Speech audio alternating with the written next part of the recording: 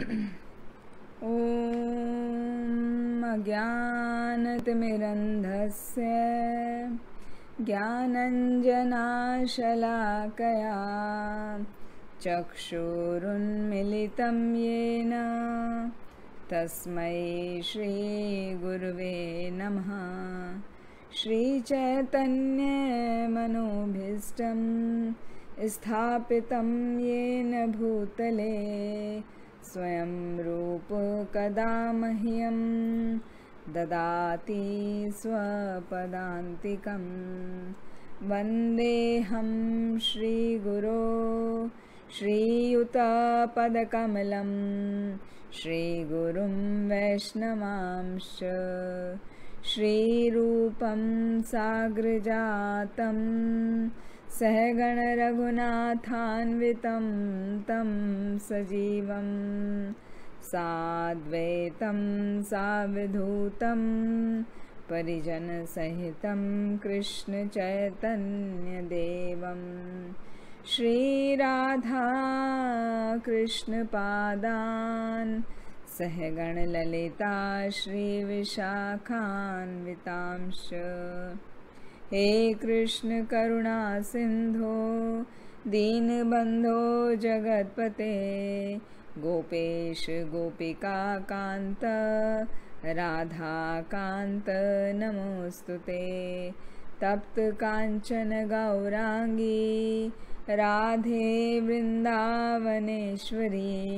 वृषभानुसुते देवी प्रणमामि हरिप्रिये। वाञ्छाकल्पतरुभ्यश्च कृपासिन्धुभ्यैव च पतितानां पावनेभ्यो वैष्णवेभ्यो नमो नमः। नमो विष्णुपादाय कृष्णप्रेष्ठाय भूतले श्रीमते भक्तिवेदान्त स्वामिनिति नामिने। नमस्ते सारस्वते देवे गौरवाणी प्रचारिणे निर्विशेष शून्यवादी पाश्चात्यदेशतारिणे।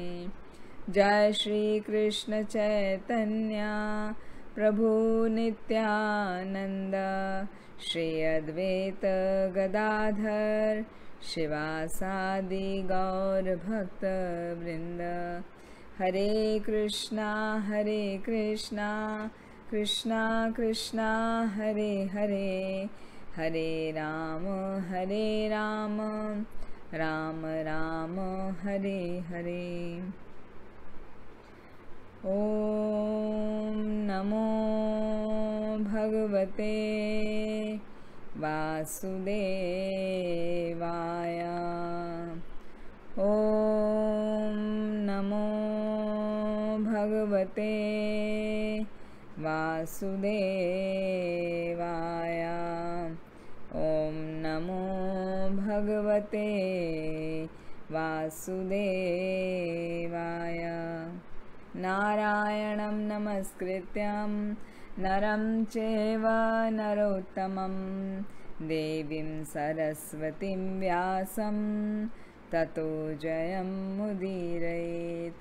नष्टप्रायेष्वभद्रेषु नित्यं भागवत सेवया भगवती उत्तमा श्लोके भक्तिर्भवति नष्टकिः।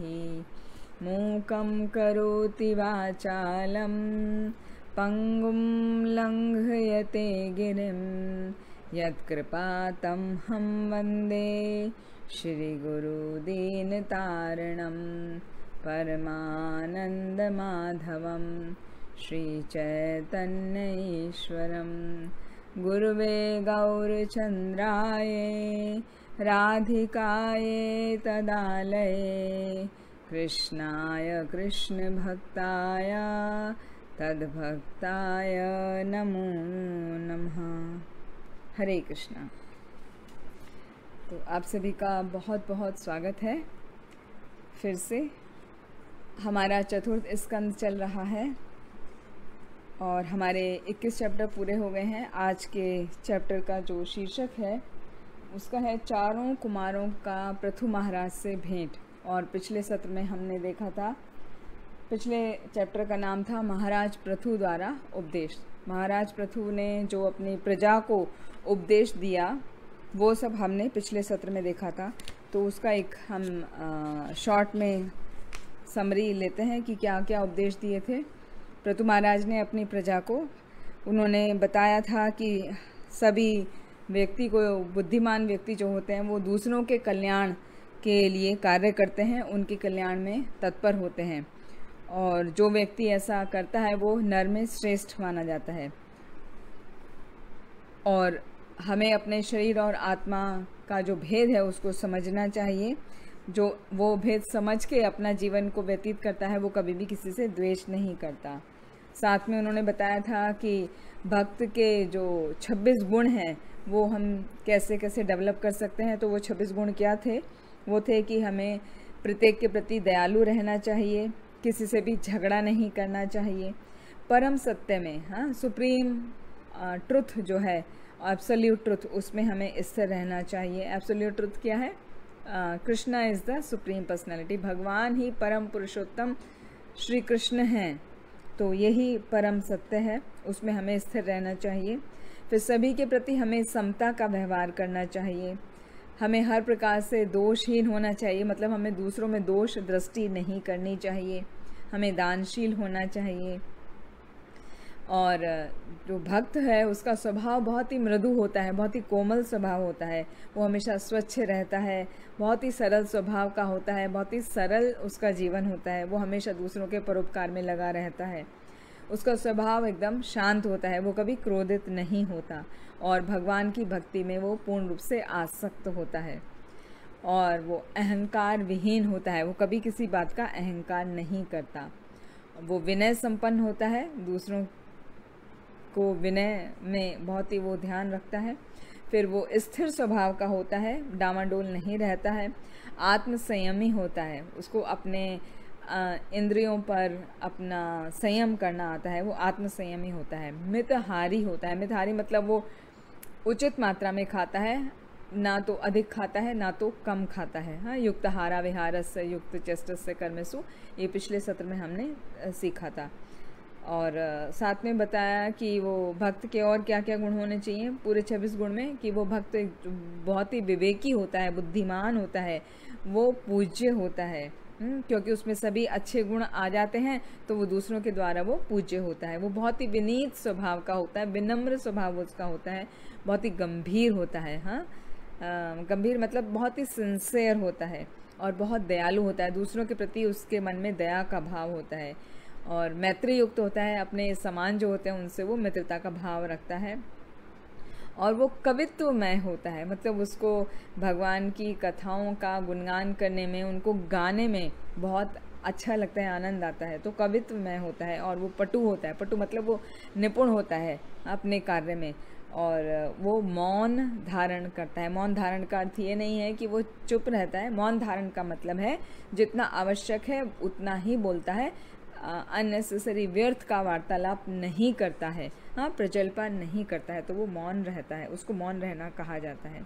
तो इतना सब पिछले सत्र में हमने देखा था कि पृथु महाराज की ये उपदेश दिए थे उन्होंने अपनी प्रजा को। और जब ये सब उपदेश उन्होंने दे दिए थे तो उसके बाद में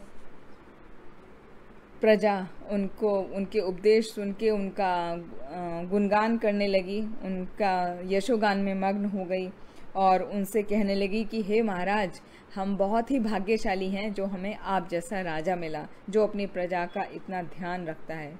साथ में उन्होंने ये भी बताया था कि ब्राह्मण के गुण प्राप्त करने से हम सभी सारे संसार का ऐश्वर्य प्राप्त कर लेते हैं। तो हमें अपने ब्राह्मण के गुणों को विकसित करना चाहिए। पृथु महाराज ने प्रजा को बताया था। तो वो क्या थे ब्राह्मण के गुण? गुणायनम शीलधनम कृतज्ञम वृद्धाश्रयम समृतेनु संपदः प्रसीदतां ब्रह्मकुलम गवाम च जनार्दनः सानुचरश्च मह्यम। मतलब जो एक ब्राह्मण होता है, जो एक भक्त होता है, वो ब्राह्मण के गुण प्राप्त कर लेता है। तो वो सबसे पहला है शील धनम, वो शील धनम मतलब सदाचारी होता है, हमेशा सदाचार के नियमों का पालन करता है और कृतज्ञ होता है, आभारी होता है। यदि कोई उसके लिए कोई कार्य करता है तो उसका वो ग्रेटिट्यूड प्रकट करता है, बहुत ही कृतज्ञ होता है, उसका आभारी रहता है। और वृद्धाश्रयम मतलब विद्वानों की वो शरण ग्रहण करता है। तो ये उन्होंने गुण बताए थे। साथ ही जो प्रजा है वो उनका गुणगान कर रही थी, तो बता रही थी कि जैसे प्रहलाद महाराज ने अपना भक्त के गुण विकसित कर लिए थे तो अपने पिता का उद्धार कर दिया था, इसी तरह हे पृथु महाराज, आपके पिता जो एक तरीके से पापी थे, हैं, बहुत अपराध करते थे, आपने उनका उद्धार कर दिया है, क्योंकि आपने भक्त के सभी गुणों को अपने अंदर डेवलप कर लिया है। और हम बहुत ही भाग्यशाली हैं कि हमें ऐसे राजा के संरक्षण में रहने के लिए मिला है। तो इस तरह से जब वो स्तुति कर रहे थे तभी वहाँ पे चारों कुमारों का आगमन हुआ। ये चार कुमार कौन हैं? ये हैं ब्रह्मा जी के प्रथम पुत्र सनक, सनातन, सनंद और सनत कुमार। ये चार कुमार हैं वहाँ पर प्रकट हुए जब ये सब वार्तालाप चल रहा था। पृथु महाराज और उनके जो राज दरबारी हैं, जो प्रजा हैं, वो उनका गुणगान कर रहे थे, तभी वहाँ पर वो चारों कुमार प्रकट हुए। और वो चारों कुमार जो हैं सूर्य के समान उनका शरीर है, वो तेजवान है, प्रकाशवान है, उनके शरीर से बहुत ही तेज निकल रहा है। तो जैसे ही उन्होंने देखा पृथु महाराज ने कि वो वहाँ पर प्रकट हुए हैं, तो वो पृथु महाराज अपने सभी सभागणों के साथ में और महान ऋषियों के साथ में स्वागत करने के लिए तुरंत ही उत्कंठा से मतलब बहुत ही एक्साइटेड होके वो तुरंत वहाँ खड़े हो गए और उनका स्वागत करने लगे, हाथ जोड़कर उनको प्रणाम किया। तब जब उनको प्रणाम कर लिया, उनको अच्छे से नमन किया, फिर उनको स्वर्ण के सिंहासन पर बिठाया, उनको आसन प्रदान किया सोने के सिंहासन का।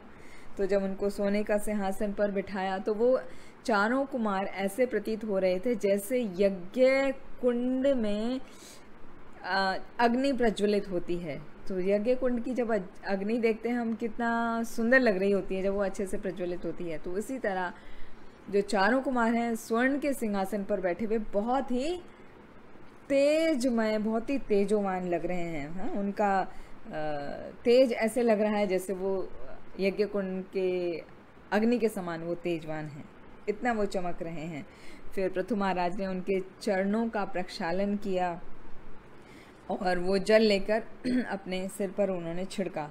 तो इस उदाहरण से पृथु महाराज ने सभी को, अपनी प्रजा को और बाकी सबको, हम सबको ये सिखाया अपने उदाहरण से कि हमारे सामने जब कोई उन्नत लोग आते हैं, खासकर जो आध्यात्मिक उन्नति जिन्होंने की है, वो यदि हमारे सामने आते हैं तो हमें किस प्रकार उनका आदर करना चाहिए, उनका हाथ जोड़कर हमें नमन करना चाहिए, उनको आसन प्रदान करना चाहिए और उनकी प्रशंसा करना चाहिए। हो सके तो शुद्ध भक्त हैं, उन्नत भक्त हैं, तो उनका चरणों का प्रक्षालन करके उनके चरणों का जो जल है वो अपने सिर पर हमें छिड़कना चाहिए, या उनके चरणों को स्पर्श करके उनके चरण की धूली हमें अपने मस्तक पर धारण करनी चाहिए। तो ये एक तरीका है वो जो अपने उदाहरण से पृथु महाराज ने बताया कि हमें किस तरह से उनका स्वागत करना चाहिए।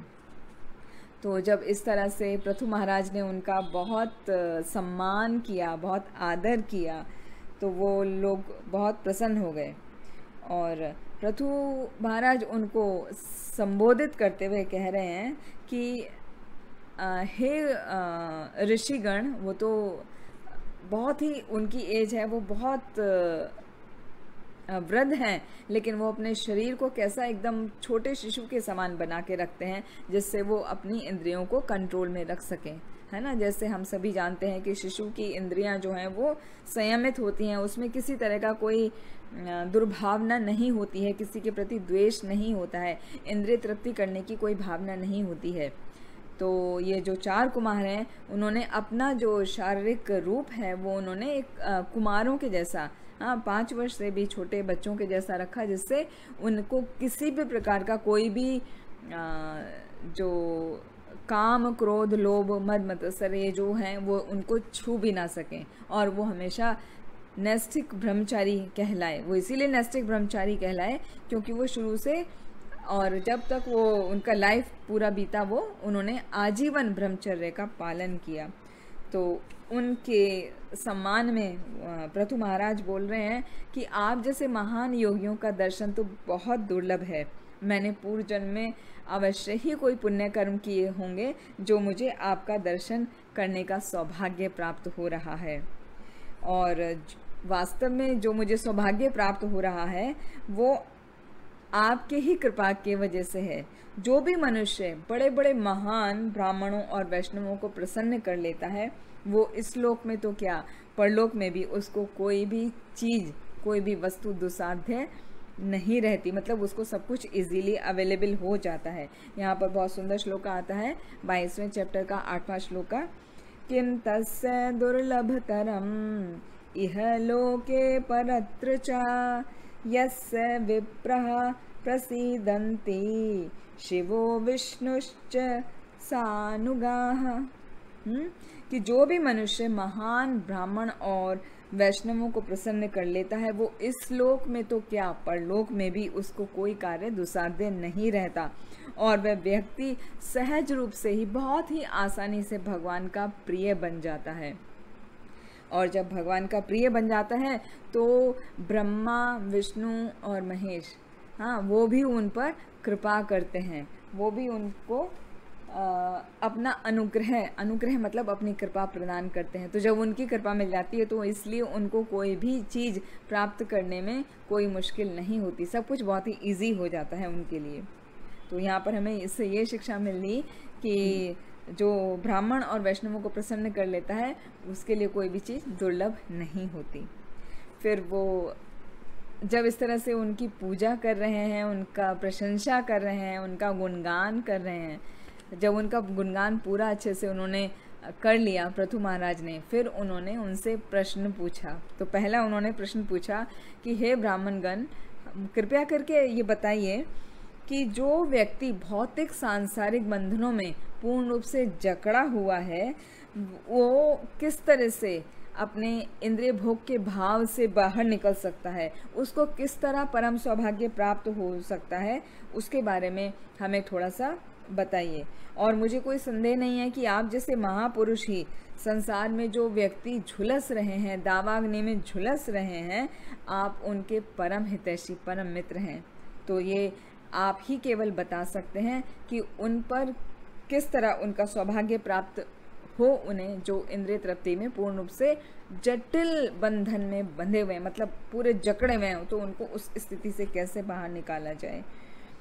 तो यहाँ पर इस्कॉन एक वर्ष याद आ रहा है जो इस्कॉन में मंगल आरती में गाया जाता है। मंगल आरती का शुरुआत है, बहुत ही सुंदर है।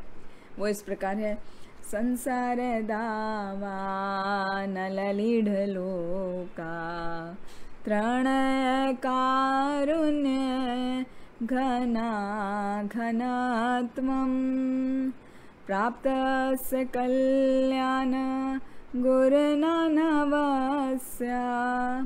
वंदे गुरो श्रीचरणारविंदम।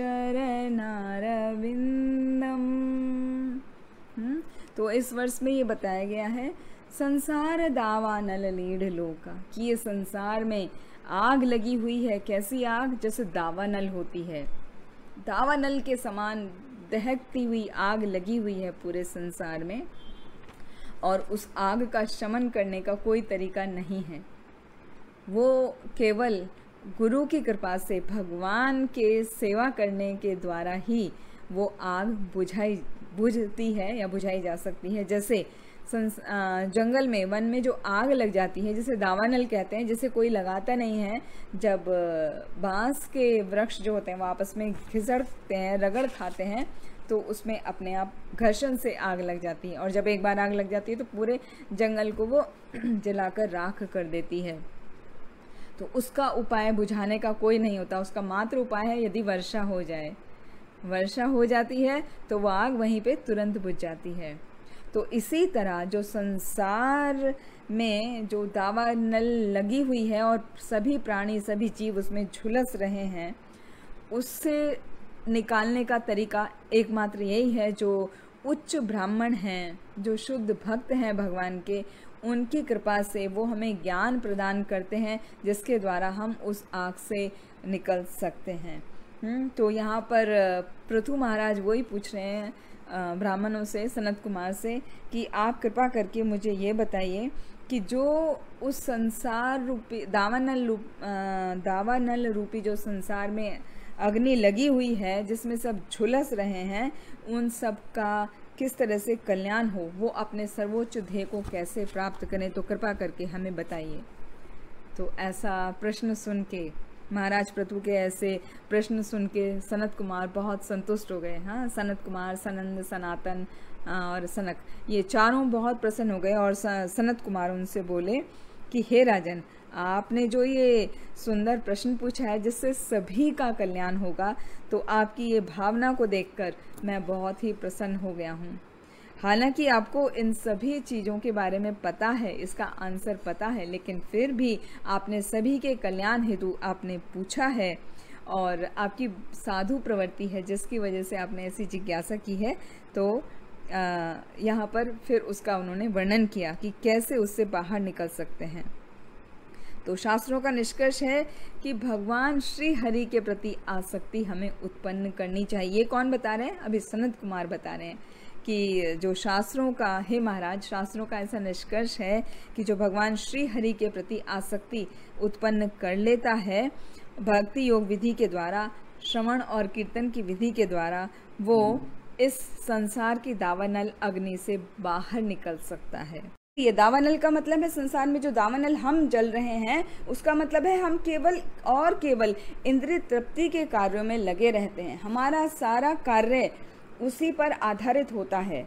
तो वो जो हमारी एक्टिविटी है उससे हम आसानी से निकल सकते हैं यदि हम भगवान को और भगवान के जो शुद्ध भक्त हैं, जो गुरु हैं, जो स्पिरिचुअल मास्टर हैं, उनको हम शरणागत होते हैं। तो ऐसे गुरु को मैं प्रणाम करता हूँ। वंदे गुरु श्री चरणार विंदम, ऐसे गुरु के चरणों में मैं बार बार नमन करता हूँ, प्रणाम करता हूँ।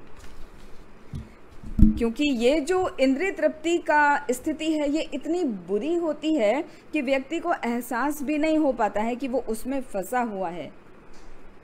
वास्तव में देखा जाए तो हम सभी की वही स्थिति है।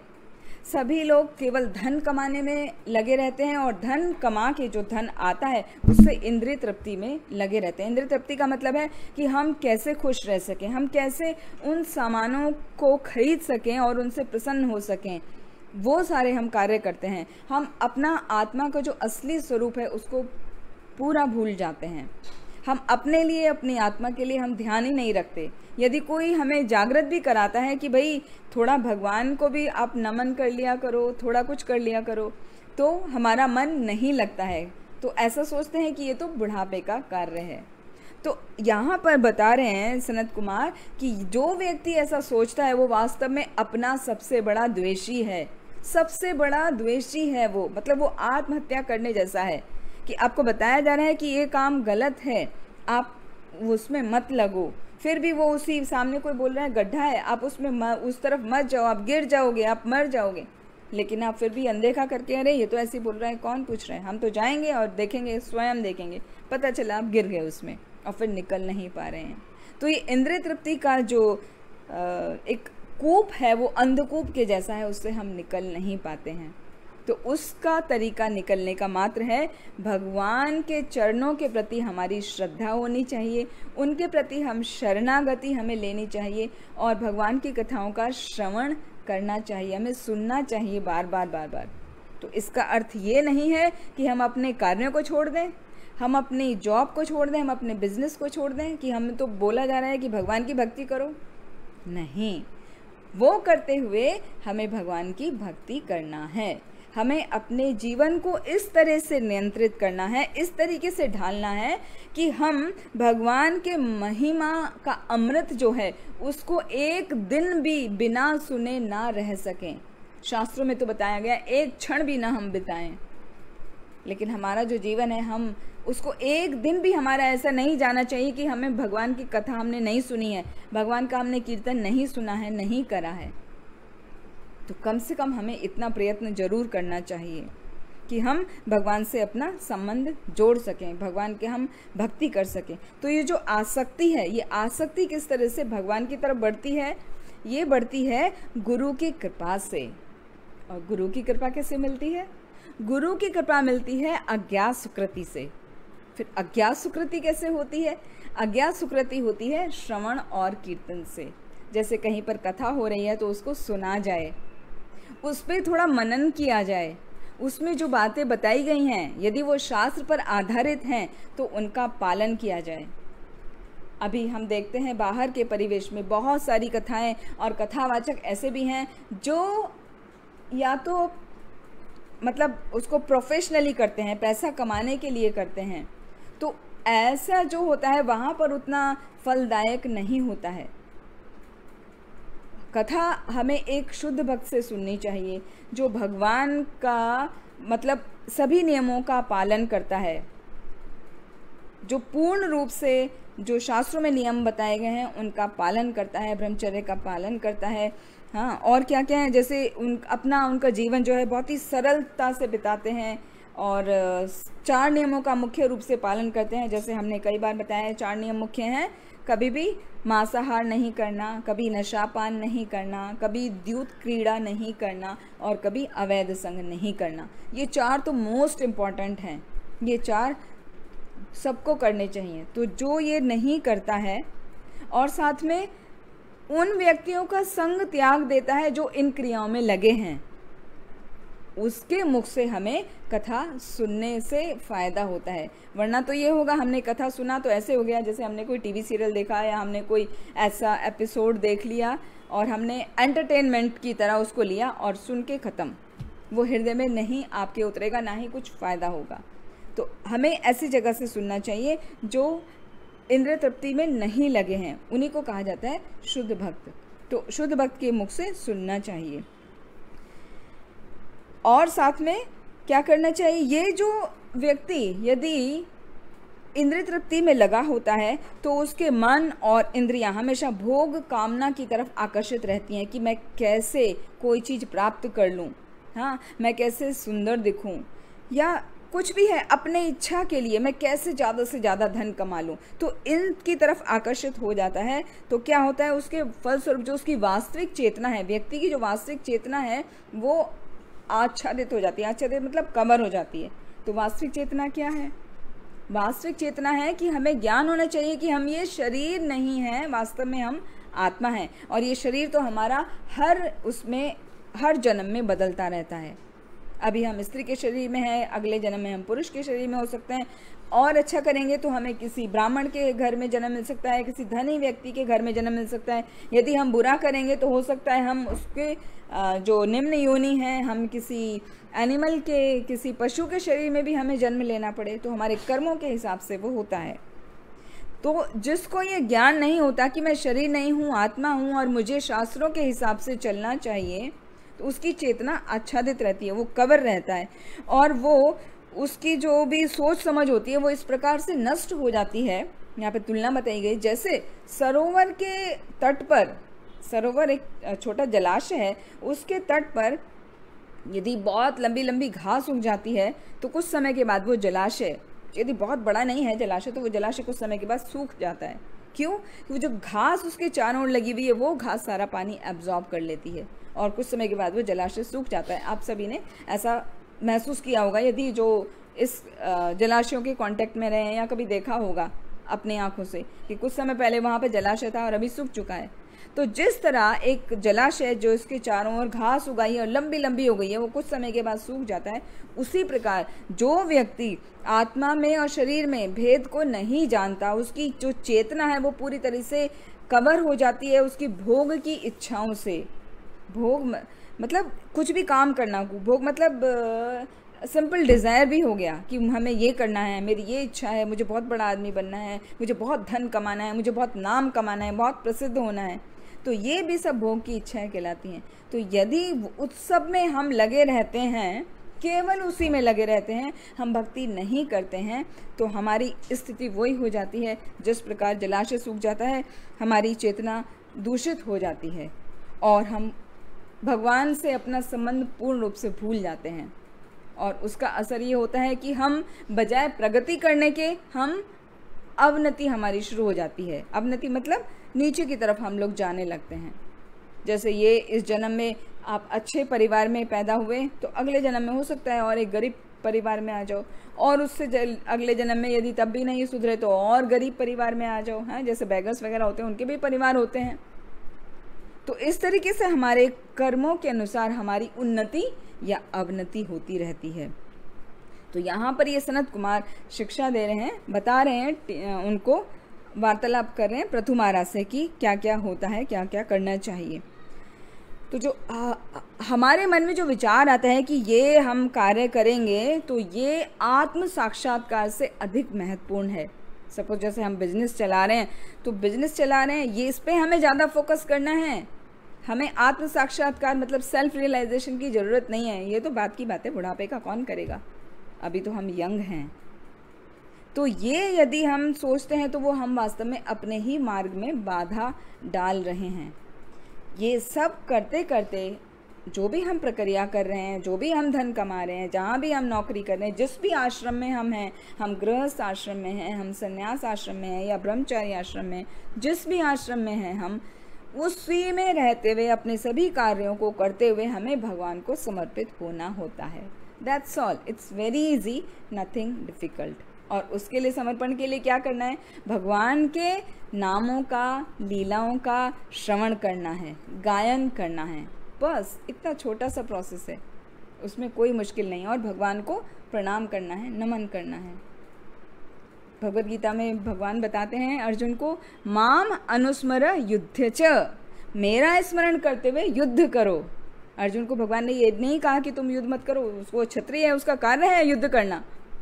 जो इस परिस्थिति में वो है उसको युद्ध करना ही चाहिए वहाँ पर। तो भगवान ने ये नहीं कहा कि ठीक है तुम यहाँ बैठ के मेरा नाम जप करो, माला करो, मुझे स्मरण करो, युद्ध मत करो। नहीं, वहाँ भगवान ने बोला माम अनुस्मर युद्ध च माने और, मेरा स्मरण करो और युद्ध करो। तो मन ही मन हमें भगवान का स्मरण करना है और अपने कार्यों को एज इट इज करना है, बस कुछ नियमों का पालन करना है। यही शास्त्रों का नियम है। तो ये सब भगवान बता रहे हैं, पृथु महाराज को बता रहे हैं सनत कुमार, और साथ में बता रहे हैं कि जो 4 पुरुषार्थ हैं, धर्म, अर्थ, काम और मोक्ष, ये 4 पुरुषार्थ में जो 3 हैं, धर्म और अर्थ और काम, ये क्या है? काल के द्वारा नष्ट कर दिए जाते हैं। काल मतलब प्रकृति के जो कठोर नियम हैं, जो मृत्यु के द्वारा वो सब नष्ट हो जाते हैं। मृत्यु हो गई तो आपका धर्म, आपका अर्थ, आपका काम, अर्थ मतलब आपका पैसा, काम मतलब आपकी डिज़ायर्स वगैरह, वो सब खत्म हो जाते हैं जो अभी आपने कार्य किया है। लेकिन मोक्ष जो है उसकी हमको लालसा करनी चाहिए, गंभीरता पूर्वक उसका पालन करना चाहिए।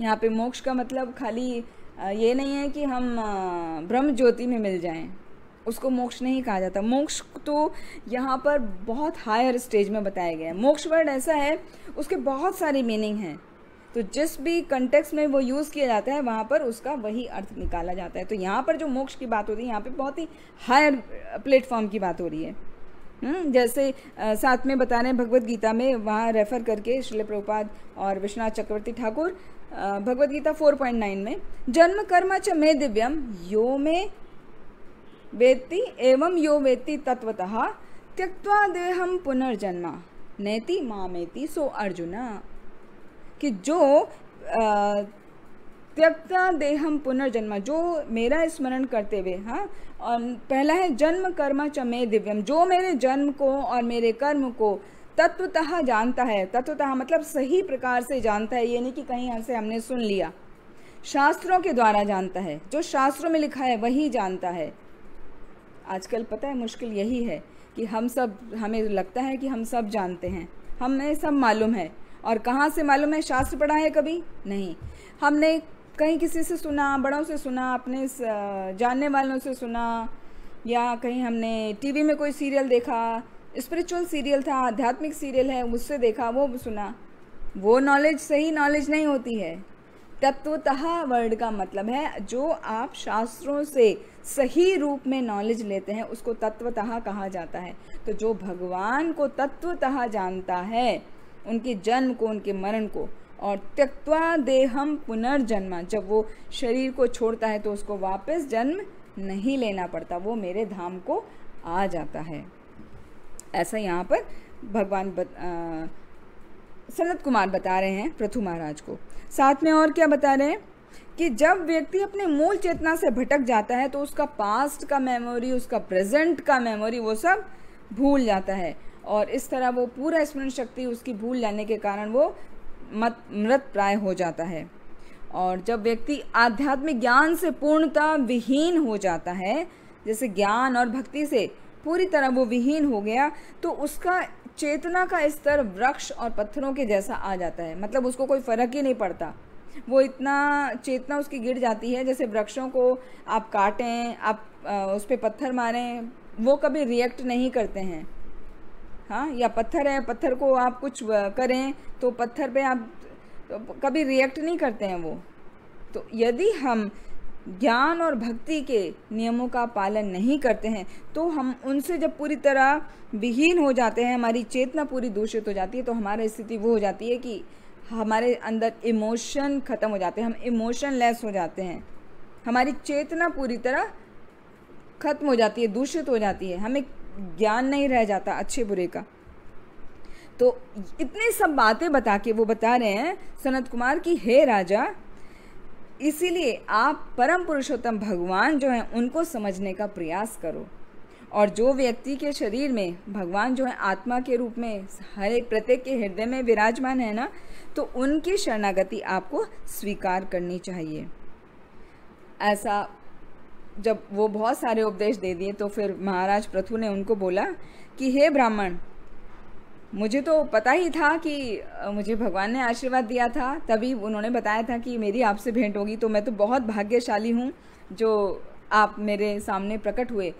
लेकिन अभी मेरा धर्म है, आप मेरे सामने प्रकट हुए हैं तो मैं आपको कुछ गिफ्ट दूँ, तो मुझे समझ नहीं आ रहा मैं आपको क्या दूँ। मैं अपने आप को आपके सामने बहुत ही तुच्छ महसूस कर रहा हूँ। आप आत्म साक्षात्कार में इतने बड़े चढ़े हैं और मैं तो कुछ भी नहीं हूँ। तो मैं अपना जीवन, अपने सभी परिजन, राजमहल, धन धान्य, सारी संपत्ति, यहाँ तक कि जो राजकोष है, सभी मैं आपको ऑफर करता हूँ, आपको अर्पित करता हूँ। और मुझे अपना इन सब चीज़ों को अपना कहते हुए थोड़ा हिचकिचाहट हो रही है कि मेरे परिजन, मेरा राजकोष, मेरा राज्य, मुझे कहते हुए थोड़ी हिचकिचाहट हो रही है। क्यों? क्योंकि मुझे ये ज्ञान है कि ये वस्तुएं मेरी नहीं हैं, ये तो आप जैसे ब्राह्मणों की कृपा से ही प्राप्त होती हैं।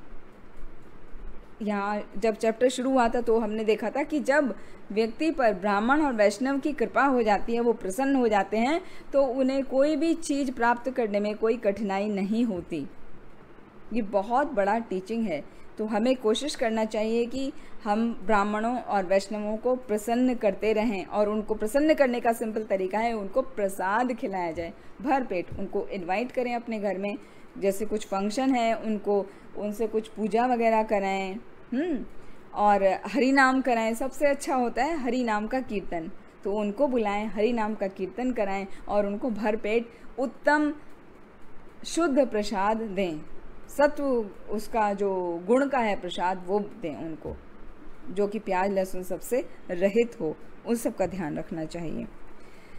तो इस तरह से बता रहे हैं कि ये जो संपूर्ण ऐश्वर्य है मुझे तो ब्राह्मणों की कृपा से ही प्राप्त हुआ है, तो वास्तव में तो आप ही इसके स्वामी हैं, तो मैं आपको और क्या भेंट करूं। तो मैं ऐसा कर सकता हूं, मैं अपने आप को आपके दास के रूप में समर्पित करता हूं, तो आप जो कहेंगे वही मैं करूँगा।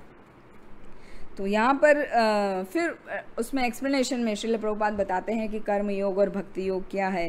कि कर्म योग जो है अपने सभी कर्म के फलों को भगवान को अर्पित करना कर्म योग कहलाता है, जो कि सभी कर सकते हैं आसानी से। लेकिन जो गृहस्थ होता है और जो भक्त होता है उसको क्या करना चाहिए, उसको थोड़ा एक स्टेप और आगे करना चाहिए।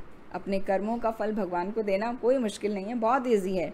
लेकिन जो भक्त है, जो गृहस्थ है, उसका कर्तव्य है कि घर में एक मंदिर बनाए, एक विग्रह स्थापित करे, उनका विधि विधान से पूजा करे, और साथ में भक्ति की जो विधियां हैं, सबसे इम्पोर्टेंट श्रवण और कीर्तन को वो निरंतर पालन करे, निरंतर सुने।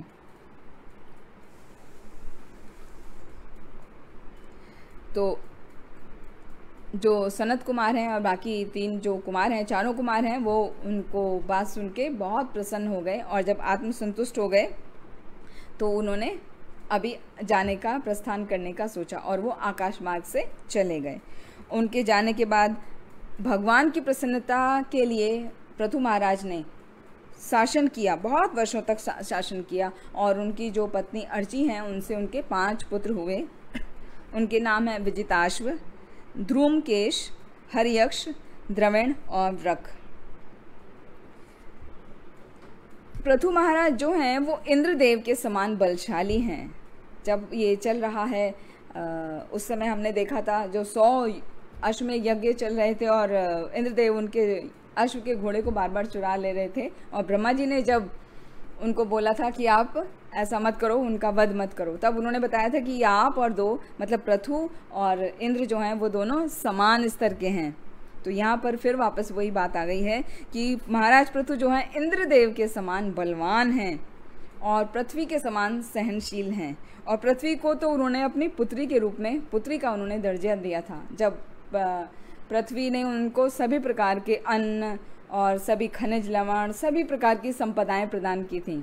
तो आप इसको पिछले वाले एपिसोड्स में जाके सुन सकते हैं कि कैसे प्रदान किए थे, यदि आपको ध्यान नहीं है तो जिस प्रकार वर्षा होती है और प्रत्येक व्यक्ति को अपनी इच्छाओं को पूरा करने का लिए पर्याप्त मात्रा में जल प्रदान करती है, उसी प्रकार पृथु महाराज सभी जनों के कल्याण हेतु निरंतर लगे रहते हैं। और वो सबका कल्याण इस तरीके से करते हैं कि जैसे वो उनके अंदर समुद्र जैसी गहराई है, उसको कोई जान भी नहीं सकता कि वो कितना उनके अंदर परोपकार की भावना भरी हुई है। वो इतना अधिक परोपकारी थे, दूसरों का कल्याण में लगे रहते थे। और उनकी जो संकल्प शक्ति है वो सुमेरु पर्वत के समान, मतलब वो इतने डिटरमाइंड थे। हैं तो उन्हीं के ना, ध्रुव महाराज के वंशज हैं, ध्रुव महाराज के 9वीं पीढ़ी में आते हैं ये पृथु महाराज। तो ध्रुव महाराज अपने डिटर्मिनेशन के लिए प्रसिद्ध हैं। अब ये तो उन्हीं के वंशज हैं, तो ये भी उनका सुमेरु पर्वत जैसा उनका डिटर्मिनेशन है और उनका ऐश्वर्य जो है वो हिमालय के जैसा है। तो ये जो ऐश्वर्य की बात की है, हिमालय के जैसा है, जो कभी कम नहीं होता, बहुत बढ़ चढ़ के है। तो उसकी तुलना की गई है जैसे सूर्य सभी को प्रकाश, अपना ताप और ऊष्मा प्रदान करता है और पृथ्वी से जल को सोखता है और जब पूरे 8 महीने वो जल को सोखता है और 4 महीने वो भरपूर जल को वापस लौटा देता है वर्षा ऋतु के रूप में। तो वो अपने लिए यूज़ नहीं करता। इसी तरह जो पृथु महाराज है उनका ऐश्वर्य अपार है और वो अपनी जनता से कर वगैरह वसूल करते हैं, उनको बहुत ही स्ट्रिक्ट रूल्स फॉलो करने के लिए देते हैं जिससे वो क्या करें, किसी भी नियम का विरुद्ध ना जाएं, उनका अच्छे से पालन करें। लेकिन जब वो अपनी प्रजा की केयर करते हैं तो वो चंद्रमा की शीतलता के समान हैं, वो सबका बहुत ध्यान रखते हैं। इस तरह से उनका वर्णन किया गया, उनका ग्लोरिफिकेशन किया गया पृथु महाराज का। और वो वायु के समान सब जगह व्याप्त हैं, कामदेव के समान वो अति सुंदर हैं, सिंह के समान विचारवान हैं और उनका आत्मनियंत्रण जो है वो कैसा है, वो भगवान के समान है, मतलब उनका सेल्फ कंट्रोल बहुत ही अच्छा है। और उनकी जो ख्याति है वो चारों तरफ, सब तरफ फैली हुई है। सभी भक्त, यहाँ तक कि सभी स्त्रियाँ उनके कार्यकलापों को जब भी सुनते हैं तो सभी के मन में ये स्मरण हो आता है जैसे भगवान श्री रामचंद्र जी की कथाएं सुन रहे हों। पृथु महाराज की कथाएं इतनी सुंदर हैं, उनको सुनने से, उनका लीलाओं को सुनने से ऐसा स्मरण होता है जैसे भगवान श्री राम की कथाएं सुन रहे हों। तो यहाँ पर चैप्टर जो हमारा 22 है वो पूरा होता है। फिर उसके बाद जो चैप्टर 23 है, यहाँ शुरू हो रहा है कि किस तरह पृथु महाराज अभी भगवत धाम की तरफ जाएंगे। तो जब 4 कुमारों से मिलने के बाद पृथु महाराज से वार्तालाप हो गई, 4 कुमार अपने वापस धाम को चले गए। अभी पृथु महाराज ने बहुत वर्षों तक राज्य किया, उनके पुत्र भी हो गए और उन्हें जब लगने लगा कि अभी मैं क्या हो रहा हूँ, वृद्ध होने लग रहा हूँ, मेरी वृद्धावस्था का समय आ गया है, प्रारंभ हो गया है, तो उन्होंने जो पूरा पृथ्वी था उसका विभाजन किया और अपने 5 पुत्रों में उनको सौंप दिया और उन्होंने खुद वानप्रस्थ का लेने का डिसाइड कर लिया, निश्चय कर लिया। और जब वो वानप्रस्थ लेने का सोच रहे थे और अभी चल रहे थे, तो इस तरह उनकी प्रजा को जैसे पता चला कि हमारे राजा यहाँ से जाने वाले हैं, वानप्रस्थ ले रहे हैं, तो बहुत ही शोकातुर हो के उनको रोना आ रहा है ना, सब रो रहे हैं। तो फिर भी उन्होंने अपना विचार नहीं त्यागा, क्योंकि वो उनको तो पता है ना क्या करना चाहिए। अभी जब सब उन्होंने वृद्धावस्था में आ गए हैं तो अपना कार्य अपना सभी अपने पुत्रों को सौंप दिया और अभी तपस्या भरा जीवन बिताने के लिए अपनी पत्नी के साथ में, वो अर्ची देवी के साथ में वन की तरफ उन्होंने प्रस्थान किया। हाँ, वहाँ से उनका वानप्रस्थ का जीवन शुरू हो गया। और क्योंकि ये ध्रुव महाराज के ही वंशज हैं, तो ध्रुव महाराज के ही जैसे उन्होंने तपस्या की। कैसे? कुछ समय तक उन्होंने कंद मूल ही खाए। हाँ, जो वहाँ पे इजीली फल अवेलेबल थे उनको बोलते हैं कंद मूल, वही खाए। मूल माने जड़ और कंद मतलब जो फल हैं। तो जो पौधे हैं अवेलेबल हैं उनकी जड़ें, जैसे गाजर, मूली, आलू, ये सब, और कंद जो फल हैं वो सब उन्होंने इजीली अवेलेबल वो खाए। फिर उसके बाद में वो उन्होंने केवल सूखी पत्तियां खाई, ध्रुव महाराज के जैसा। फिर कुछ समय के बाद उन्होंने और अपनी तपस्या को गहरा कर दिया, तो उन्होंने केवल पानी पिया। और कुछ समय के बाद में वो केवल वायु पर जीवित रहने लगे। तो इस तरीके से दोनों अर्ची देवी जो उनकी पत्नी हैं और वो दोनों तपस्या करने लगे। और साथ में उन्होंने अपनी तपस्या को कैसे और स्ट्रॉन्ग, कैसे डीप करा कि गर्मी के मौसम में तपते सूरज के नीचे बैठ के अपने चारों ओर उन्होंने अग्नि प्रज्वलित कर ली और उसके बीच में बैठ के वो तपस्या कर रहे थे। और जब वर्षा ऋतु आती तो वर्षा ऋतु में जो वातावरण में हवा के और बारिश के जो थपेड़े लगते हैं उनको बाहर वहीं सहन करते, वो अंदर नहीं रहते, तो बाहर वर्षा में रह के उसको सहन करते थे। और जब शीत ऋतु आती थी तो पानी में खड़े होकर, गर्दन तक पानी में खड़े होके और तपस्या करते थे। रात्रि का समय होता था तो ऐसे ही ज़मीन पर सोते थे बिना कुछ बिछाए, कोई बिछौना नहीं बिछाते थे। वो और उनकी पत्नी दोनों इसी तरह करते थे और पूर्ण रूप से ब्रह्मचर्य का पालन करते थे। और इस तरह से उन्होंने अपनी इंद्रियों को और अपनी प्राणवायु को पूरी तरह से कंट्रोल कर लिया। तो जब ये सब उन्होंने अपनी प्राणवायु तक को भी कंट्रोल कर लिया, तो ये सब होती हैं 1 by 1 स्टेप आते हैं अष्टांग योग पद्धति के। तो अष्टांग योग पद्धति उन्होंने किया जब उनको इतना पूरा प्रैक्टिस हो गया कि उनका मन कंट्रोल हो गया और पूरी तरह से उनकी इंद्रियां भी संयमित हो गईं, तो उन्होंने उस क्रिया को छोड़ दिया और अभी पूर्ण रूप से भक्ति की क्रियाओं को करने लगे। तो भक्ति की क्रियाओं में क्या किया उन्होंने? भगवान के चरण कमलों में अपना पूरा ध्यान लगा दिया और अपने हृदय में भगवान के प्रति अविचलित प्रेम, हाँ मतलब अनफ्लेंचिंग डिवोशन भगवान के चरणों के प्रति उन्होंने विकसित कर लिया, जो कभी भी हिल नहीं सकता था। मतलब किसी भी स्थिति से वो बहुत ही उनका भगवान के चरणों की तरफ ध्यान लग गया और इस तरह से वो हर चीज़ से विरक्त हो गए। और विरक्त होने के बाद में क्या हुआ? उनको अपने अंदर परमात्मा के दर्शन होने लगे। हम सभी के अंदर परमात्मा हृदय में विराजमान है, लेकिन हम दर्शन कर पाते हैं? नहीं कर पाते, क्योंकि हम भौतिक जो स्थितियां हैं उन्हीं में इतने उलझे हुए हैं और हम अपने जो छह दोष हैं, काम, क्रोध, लोभ, मोह, मद, मत्सर्य, इनसे ही नहीं निकल पाते, इनमें उलझे रहते हैं और अपनी इच्छाओं को पूरी करने में लगे रहते हैं हर तरीके से। इसलिए हमें पता होने के बावजूद भी हम दर्शन नहीं कर पाते। लेकिन जो पृथु महाराज हैं उन्होंने अपनी इंद्रियों को पूर्ण रूप से संयमित कर लिया था, हर तरीके से वो उन्होंने अपने आप को कंट्रोल कर लिया, तो अपने हृदय में वो भगवान का दर्शन कर सके थे। जैसे ध्रुव महाराज ने, जब उनका तपस्या पूरी होने वाली थी तो वो अंदर हृदय में भगवान को देख पा रहे थे और जब भगवान ने उनको दर्शन दिए तो वही रूप उन्होंने सामने पाया। तो सेम स्थिति उनकी है पृथु महाराज की, वो भगवान का दर्शन कर रहे हैं। और जब उनका ये स्थिति हो गई तो उन्होंने योग की जो बाह्य विधि थी, जो अष्टांग वाले योग थे, वो सब उन्होंने ख़त्म कर दिए थे।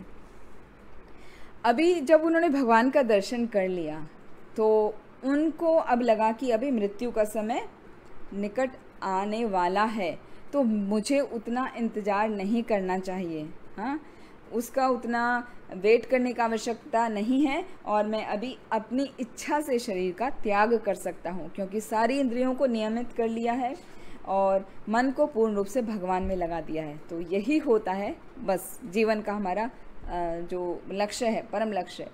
तो जब ये उन्होंने प्राप्त कर लिया तो उनको लगा अभी शरीर को त्याग देना चाहिए। तो उसके लिए एक विशिष्ट प्रकार की मुद्रा में बैठ गए, एकदम स्ट्रेट, जैसे कि अष्टांग योग में कहा जाता है। हालांकि वो अभी अष्टांग योग नहीं कर रहे हैं, वो शरीर त्यागना चाह रहे हैं। तो उस मुद्रा में बैठ गए और उन्होंने अपना इस तरह से पालथी लगाया कि उनका जो मूलाधार चक्र है वो जागृत हो जाए, और जो उनका गुदा द्वार है वो उन्होंने अपने एड़ियों से बंद कर लिया, और जो प्राण शक्ति है वो मूलाधार से लेके वो हृदय में लेकर आ गए। फिर हृदय से वो कंठ में लेकर आए, और कंठ से वो फिर भ्रकुटियों के बीच में लेकर आ गए, और भ्रकुटियों के बीच से लेके फिर वो अपना यहाँ जो ब्रह्मरंध्र कहलाता है, सिर के ऊपर का हिस्सा, वहाँ तक अपने प्राण वायु को खींच के ले आए, और वहाँ से उन्होंने अपने शरीर का, अपने आत्मा को प्राण जो ब्रह्मरंध्र है उससे छोड़ दिया बाहर। तो इस तरह से उन्होंने शरीर का त्याग कर दिया। तो इस तरह से 1 बाय 1 जिस प्रकार हमारा शरीर जो है 5 प्रकार के एलिमेंट से बना है, 5 प्रकार के भौतिक तत्व क्या है? भूमि रापो अनलो वायु खम मनो बुद्धि रेव च। हाँ, तो ये 8 चीज़ें होती हैं। तो भूमि, पृथ्वी, जल, अग्नि, आकाश और वायु, तो ये एक एक करके वो सभी को अपना प्रकृति में मिलाते गए। ये सभी चीज़ें प्रकृति में भी हैं, और ये सभी चीज़ों से मिलके हमारा शरीर बना है। तो पृथ्वी, जल, अग्नि, आकाश और वायु, तो सबको एक एक करके वो उनका शरीर उसमें विलीन होता चला गया। और जब उन्होंने उनके शरीर से आत्मा जो सोल है वो निकल गई, तो वहाँ पर विमान आया, और वो विमान पे चढ़ के वो चले गए। वो तो भगवान के शक्ति आवेश अवतार हैं, तो इसलिए उनको ऐसा कुछ कठिनाई नहीं है, और वो पूरा सा प्रोसेस किए हैं। तो उनको विमान खुद लेने आया है वहाँ से, भगवत धाम से वो वहाँ पर चले गए। अब यहाँ पे साथ में अर्ची का बता रहे हैं, जब वो तपस्या कर रहे थे तो अर्ची जो उनकी पत्नी है वो भी तो साथ में तपस्या कर रही हैं। वो भी सेम वही कंद मूल फल और सूखे पत्ते, फिर पानी, हाँ, और फिर बाद में केवल हवा, पूरा प्रोसीजर उन्होंने भी वैसे ही फॉलो करा जैसे उनके पति पृथु महाराज कर रहे थे। भूमि पर नंगी भूमि पर सो रहे हैं, मतलब बिना कुछ बिछौना बिछाए उस पर सो रहे हैं। तो ये सब प्रक्रिया करते करते वो बहुत ही पतली दुबली हो गई थी, बहुत क्षीण का उनका शरीर हो गया था। लेकिन उनको अपने पति की सेवा करने में जो आनंद की प्राप्ति हो रही थी वो परम आनंद जैसा हो रहा था। तो उन्हें किसी भी प्रकार की कोई भी असुविधा का लेश मात्र भी अनुभव नहीं हो रहा था। वह लेश मात्र भी उनको नहीं खराब लग रहा था कि मुझे ऐसा नहीं मिल रहा है, वैसा नहीं मिल रहा है। हाँ, उन्हें भी किसी भी प्रकार की ग्लानि नहीं थी। वो बहुत प्रसन्न थी अपने पति की सेवा करने के लिए। तो जब उन्होंने देखा कि उनके पति ने शरीर छोड़ दिया है, तो कुछ समय के लिए तो उनको शोक हुआ। उनकी पत्नी है तो कुछ समय के लिए वो रोईं, लेकिन उनको तुरंत ही ध्यान आया कि मुझे तो अभी बहुत कार्य करना है। तो तुरंत वो उठ खड़ी हुई और उन्होंने क्या किया, पहाड़ी का जो टॉप हिस्सा है ना, वहाँ पे उनकी चिता बनाई।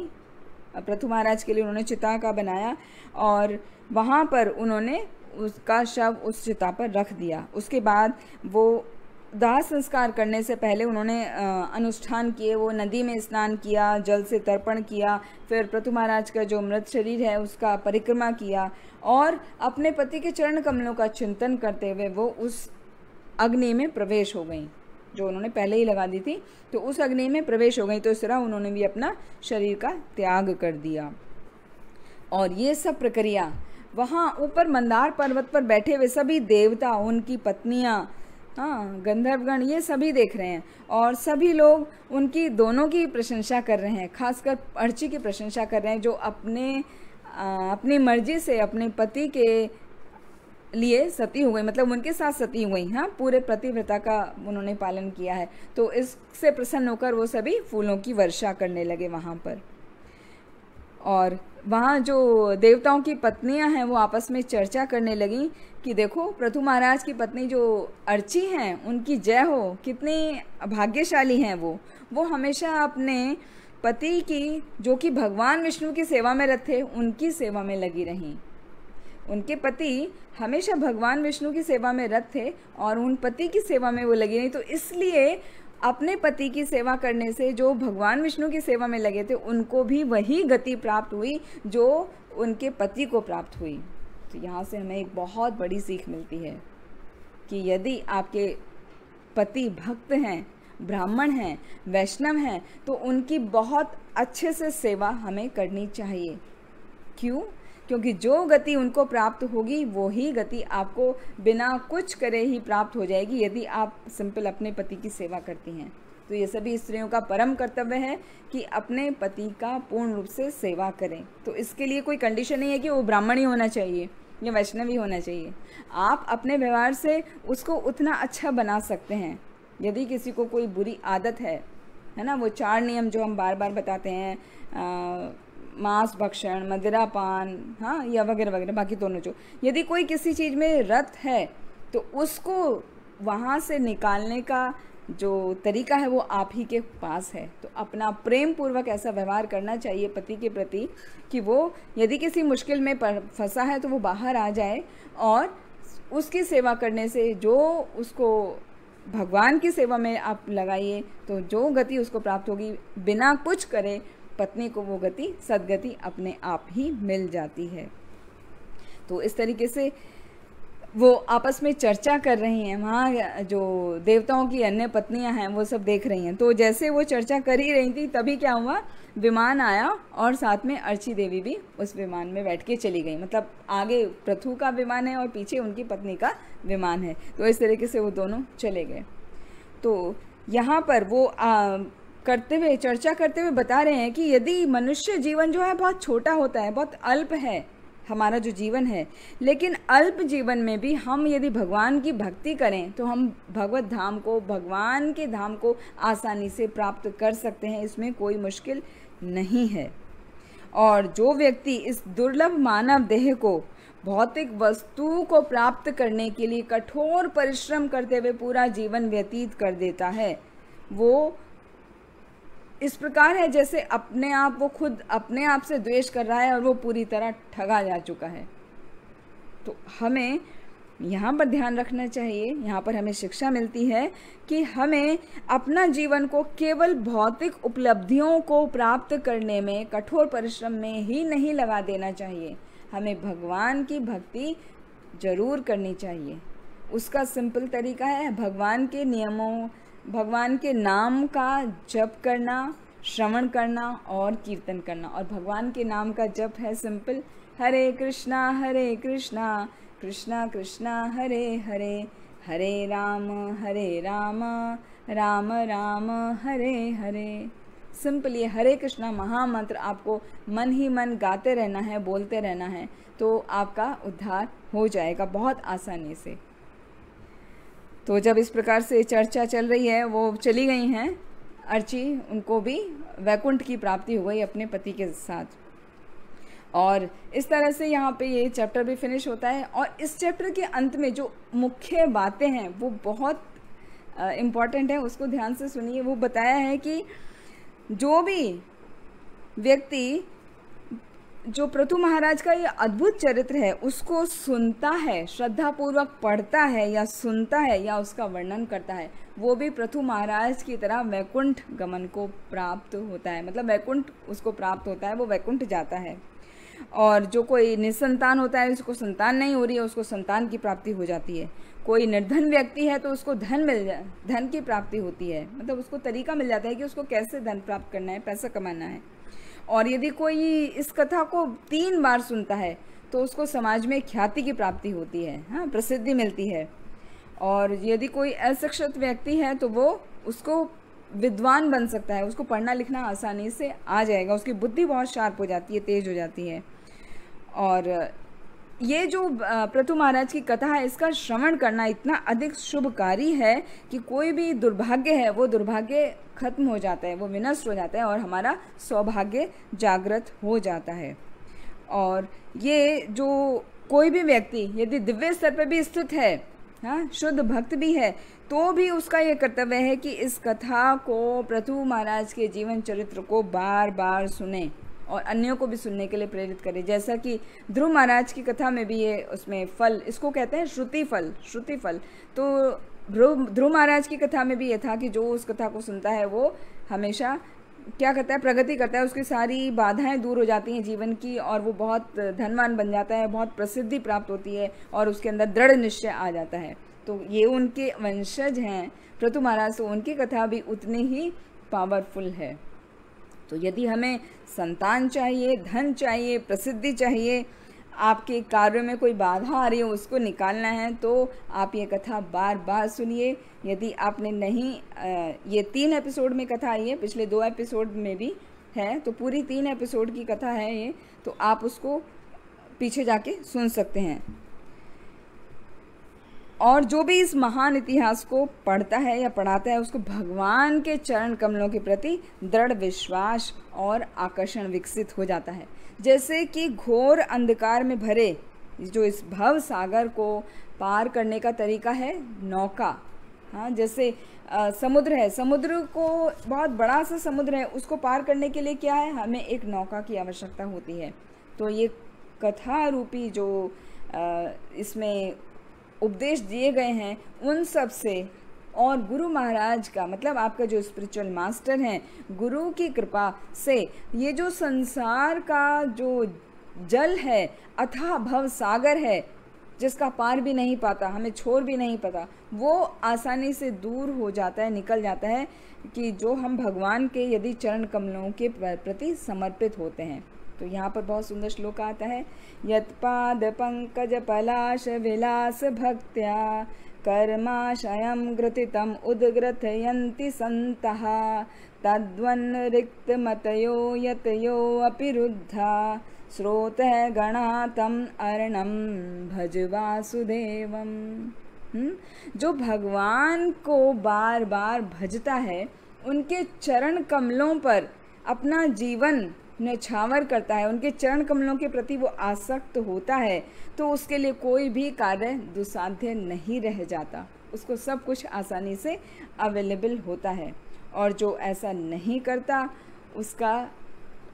वो उसी भवसागर में घूमता रहता है, जन्म मृत्यु के चक्र में लगा रहता है, बना रहता है, जो कभी खत्म नहीं होता। तो उसका एकमात्र तरीका है भगवान के चरणों के प्रति हमें पूर्ण रूप से समर्पित होना चाहिए।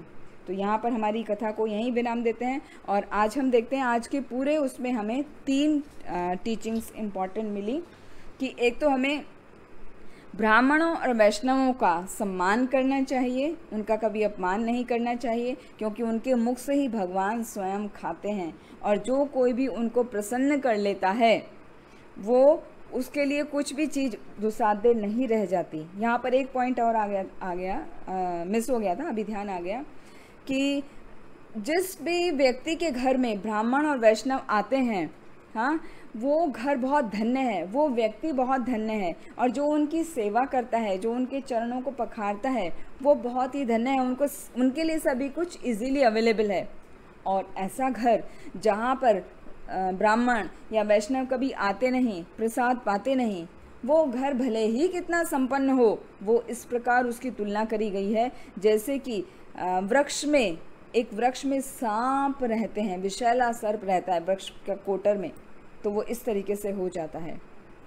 तो हमें अब खुद देखना है कि हमें अपना घर को वृक्ष के कोटर जिसमें विषैले सर्प रहते हों वैसा बनाना है, या ऐसा बनाना है कि जिसमें हमें भगवान की कृपा मिलती रहे, हमें भक्तों की कृपा मिलती रहे, हमारे सारे कार्य आसानी से होते रहें।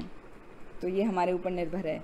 तो इसके लिए हमें जितना भी हो सके ब्राह्मणों और वैष्णवों को अपने घर आमंत्रित करना चाहिए, उनका सम्मान करना चाहिए, उनसे कीर्तन घर में कराना चाहिए, और उनको प्रसाद देना चाहिए शुद्ध, क्योंकि भगवान उनके मुख से पाते हैं। और जब ब्राह्मण और वैष्णव प्रसन्न हो जाते हैं, तो कोई भी चीज़ उनके लिए मुश्किल नहीं रह जाती, वो सब कुछ आसानी से प्राप्त कर सकते हैं।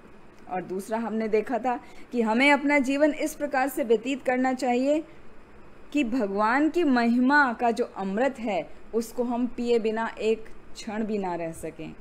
शास्त्र में क्षण बताएं तो हम इतना कोशिश कर सकते हैं, हम एक दिन भी ना रहें। तो हर दिन हम कथा सुननी हमें चाहिए, कथा हम यदि सुन नहीं पा रहे हैं तो हमें पढ़ना चाहिए। हाँ, भगवान के नामों का कीर्तन करना चाहिए। तो भगवान के नाम को हमें रोज़ जपना चाहिए। जब हम रोज़ जपेंगे, हर समय हमारे मन में चलेगा, तो हम पर भगवान की अत्यंत कृपा हो जाएगी। और तीसरा हमने टीचिंग ये सीखा, जो भगवान के चरण कमल हैं वो समुद्र को पार करने में नाव के समान हैं। जिसका शरण लेकर भक्त जो है वो सभी प्रकार के संकटों को आसानी से पार कर जाता है, अज्ञान के भव सागर को आसानी से पार कर जाता है। तो हमें भगवान के चरण कमलों की शरण को ग्रहण करना चाहिए, शरण लेना चाहिए। आप सभी का बहुत बहुत धन्यवाद। हरे कृष्ण।